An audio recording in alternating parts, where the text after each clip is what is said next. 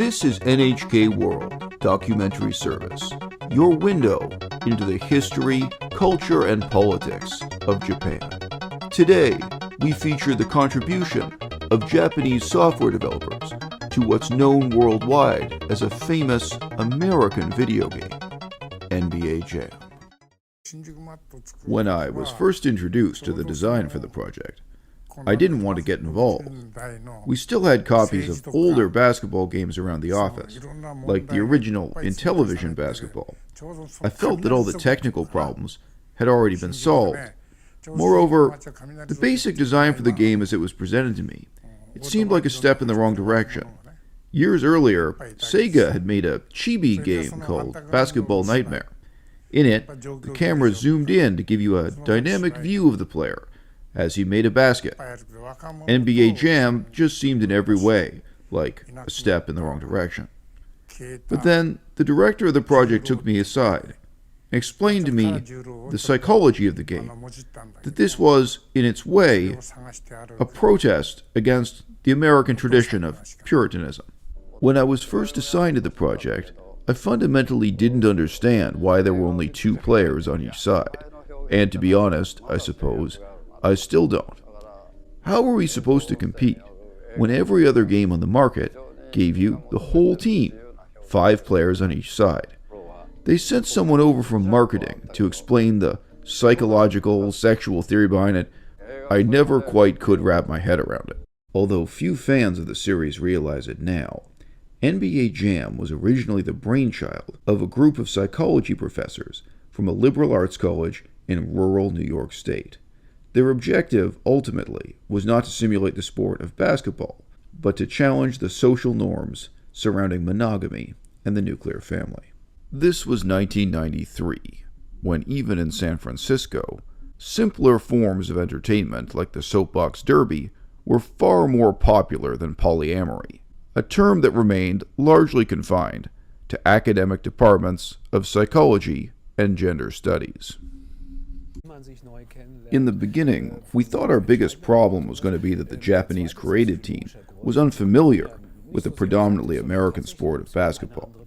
But in fact, the deeper problem was that they really didn't get the erotic subtext of the game. We had a lot of communication problems in the first 3 months of the project. To be honest with you, I can't say it was a translation problem at all. We would receive these long, strange lectures from the professors that would be translated word for word into Japanese, but we were all left wondering, what exactly does this basketball game have to do with this critique of traditional Christian marriage, and whatever these concepts were that they were so interested in, polygamy, open relationships, or what have you. After about 3 months, the marketing department stepped in. The vice president of marketing put it to me this way.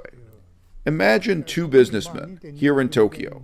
They go out for drinks at a karaoke parlor where they're cheating on their wives. What game can they really play together? 2 men, 2 girls at a karaoke bar. And it suddenly struck me that it was true. We really had a lot of games already that were one-on-one. But here was a game that could bring together pairs of people, or rather odd combinations. So I started to catch on to what the marketing department was interested in doing. Maybe I never understood the theory behind it all. You can't understand the game entirely in terms of what's seen on screen. The joystick itself is a phallic object. Psychologically, the player, who is presumably a small, weak, white man, or possibly Asian, is controlling these tremendous black Goliaths, these natural leaders of our society, these men who are not only physically superior to the player, but economically superior, sexually superior as well. They are reduced to being puppets in the hands of the players, and those players have their hands quite literally on a phallic object. I've certainly heard that theory that the game is fundamentally about penis size. Like when you hold the controls, you know this basketball player on screen. He has a bigger cock than you. He has more money than you. He has fucked more beautiful blonde women than you've gotten those little fucking Folgers coffee crystals stuck in your teeth. You know what I mean? When the coffee is not hot enough and you stir it, there's still that fucking crystal, and you're like, crunch, crunch, you know what I mean? You know, maybe it's like that for like the gay or bisexual community. I didn't feel that way about it at all. Although NBA Jam is celebrated in gender studies, and amongst third-wave feminists in academia generally, the truth is it has a mixed legacy, both in the United States and here in Japan. Many of the software developers involved with the project were themselves religious, conservative people. It created a great deal of dissension in the video game industry and sparked debates that are still ongoing amongst feminist game developers to this day. Yeah, I was in San Francisco at that time, man. 1993, when that NBA Jam arcade cabinet came out. Just an amazing time to be sucking dick, you know. Just felt lucky to be alive. The minute that hit the streets, I think everyone in the polyamory, open relationship, kink, BDSM communities, they all picked up on the vibe. That's the first time we really felt seen by the video game industry, by the computer software industry in any way. We could lay our hands on it and really feel like this was made for us. You know, this wasn't children's entertainment, and this wasn't made for, like, you know, black people in the ghetto who like basketball. You know, this was really by liberal arts majors for left-wing liberal arts majors. And for me, you know, that really meant something. Both in discussing the arcade game and the various home ports, the left-wing perspective emphasizes that this has brought people together, that it has created new couples, new polyamorous relationships with 3, 4, or many members. Although that's true, that would tend to overlook the extent to which the game has also ruined marriages, that it's caused people to break up and get divorced. I definitely think we need to have a balanced approach to this in academia, even if that approach can neither be entirely conservative nor liberal. The significance of NBA Jam for people who really practice polyamory, it's much greater than outsiders realize.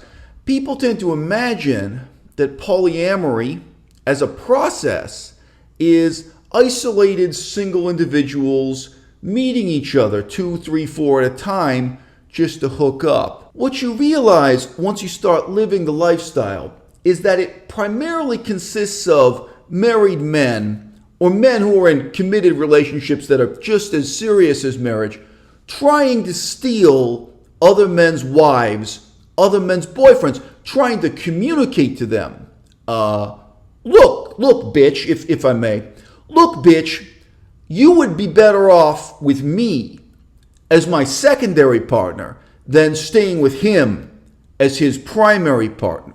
So to put this in terms that the Japanese audience might find easy to understand, it's saying, I am in no way willing to divorce my wife, to give up my girlfriend, but nevertheless, I want you to denigrate yourself, to lower yourself to the level of merely being my concubine. For a guy like me, and for anyone coming out of the scene in San Francisco at that time, it's almost like there were 2 periods of my autobiography, before and after 4-player NBA Jam.